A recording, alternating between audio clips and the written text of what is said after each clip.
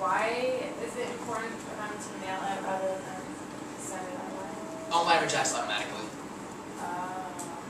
Automatically. The moment you press next, it says, oops, your social security is invalid.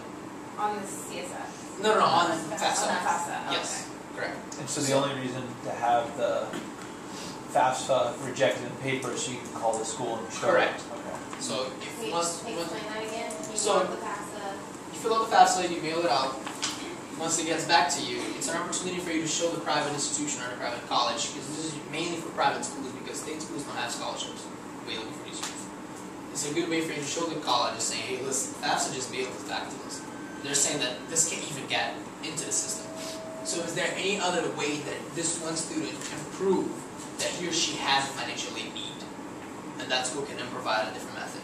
But you can also go ahead and call the school straight ahead, because you know it's going to happen. You know the FAFSA is going to get rejected.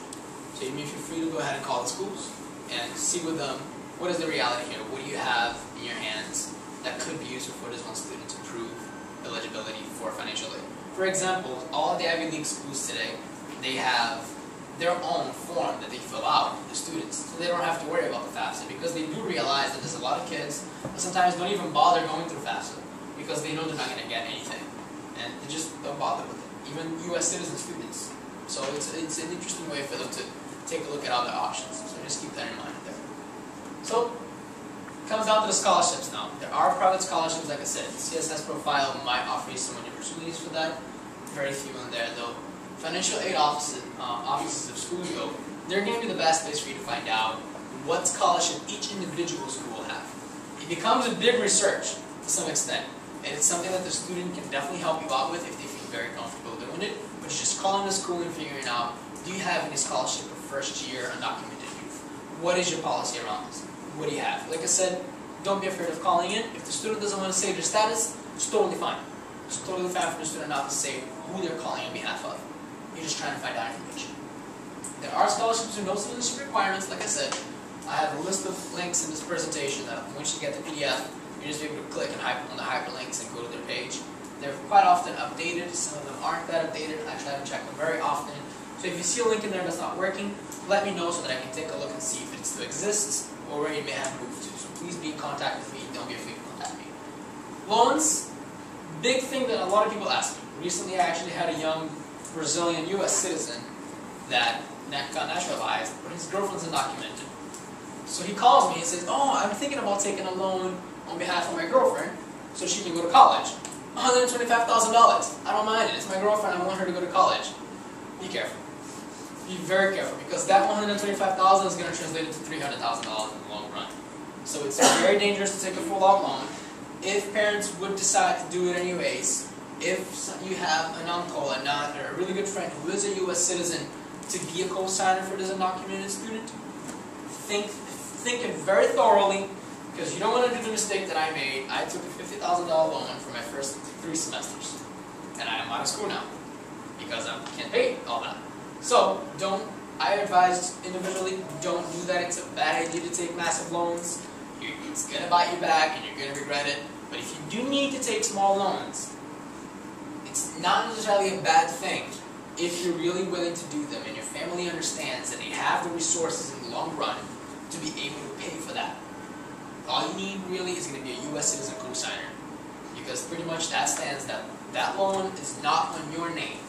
You're the beneficiary of the loan, but the loan is under the U.S. citizen's name. So it's something to really think thoroughly and speak with the person who is your co-signer to make sure that he or she also has the capacity financially to take out that loan. Because it could be that he also might have a son that might need a loan in the future, and it might come to hinder him in the long run. Remember to just fill out the CSS profile. It's very simple. I'm pretty sure you guys all have seen it, obviously. And have your students even fill them out. It's really extremely simple. And again, just don't falsify information. Can't stress that enough. It's really, really hard. If a student does falsify something, gets caught, they're in trouble. It could come up charges. It could create a really ball of fire for this one student. If they have a confusing status, or if they're undocumented, it could be even worse for them. So here's what I was telling you about. I have quite a few scholarship resources. I have 2 pages of them for you here. So I went through MALDAF, which is a great list. I'm definitely going to give that to you guys later. You guys will have a PDF of it later. Every single year, they renew it. So this one right now is the 2009-2010. They're supposed to be releasing one new one in February, where they revise current scholarships and search for new scholarships as well and add on to the list. When I was in high school, this list was 5 pages long. It's I think 7 pages double-sided now. So it's gotten bigger. So you have a lot of links in here that you can take a look at. You can just make sure that the student has these links. Once it comes about time to look for scholarships, have them browse through them, have them study these links as an additional homework, and make sure that they can find. And if they think they can apply for a scholarship, if they think there's a possibility that that scholarship might fit them, apply for it. The majority of these scholarships are free for you to apply for. Don't be afraid of applying. Go ahead and apply for any and all scholarships these students might think might be eligible for. Now, you guys sent me a list of questions.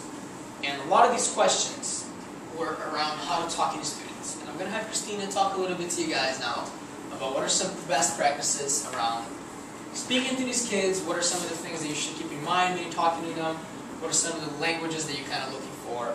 And after that, we're going to open up for questions. I know that I've seen some questions already here, people write down things. Don't feel free to ask us any questions. Thank you. Thank you. Alright, so you already heard all the technicalities from the expert. And I'm just going to tell you a little bit more about how to engage in the conversation, the reality. How do you address such a delicate topic? And in terms of how to better build this conversation, you have to first try to get the entire school to be in a mood or to be on the same page with you, especially the teachers that have a closer relationship with the students, that schools need to be a safe haven for them and for their families in terms of their status. It's very important that they don't feel threatened by their environment in the school, that they feel that they accept them no matter what their status is about. And for this, it's it's also important because if the family feels that they are not rejected in any type of way in the school, then they're going to trust you a lot more. And because a lot of the students, they don't know their actual status. I mean, we found out that this kid was actually adopted. The story that Felipe told you earlier was actually adopted by the grandma who's a U.S. citizen. And he could totally go through passive citizenship through that, and he didn't even know. And in other cases, students are brought here, and they don't understand this immigrant situation. So it's very important that the families feel safe in the school, so they could actually trust you and let you know the full information about their condition, their status. However, if you feel that you still don't know the status of the student, or they haven't come to you straight with the information, don't just ask them directly, are you undocumented? That's going to eliminate right away any trust that they could build, because they'll feel afraid at first. So it's very important that you address it like step by step. And there are little hints, like right now in this holiday season, it will be very easy for us to ask them, so are you going to go with your family to your parents' country? And if they say, no, we can't, no, we can't travel, that can't is a very good hint for this situation. If you ask them, did your parents drive you here? Do they bring you to school every day? Do they, now that you're 17, are you going to be driving?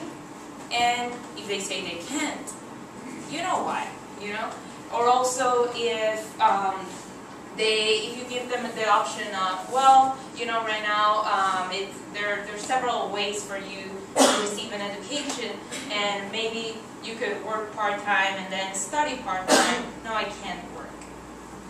Those are 3 things that would lead you to that hint, to understanding, well, if this student constantly tells you that he can't do these activities, it's probably because they don't have the papers to do it. And they are also, the most important thing is that they feel that they can trust you, and you also express to them as a counselor that there is confidentiality within the room where you're having this conversation, and you're not going to go out and say anything that the student is telling you. And if you feel that it's the first time you talk to the student as a counselor and he's probably not going to trust you, find out which is the teacher that they have a better relationship with. So you can invite them to that conversation, and they can feel more comfortable talking, right?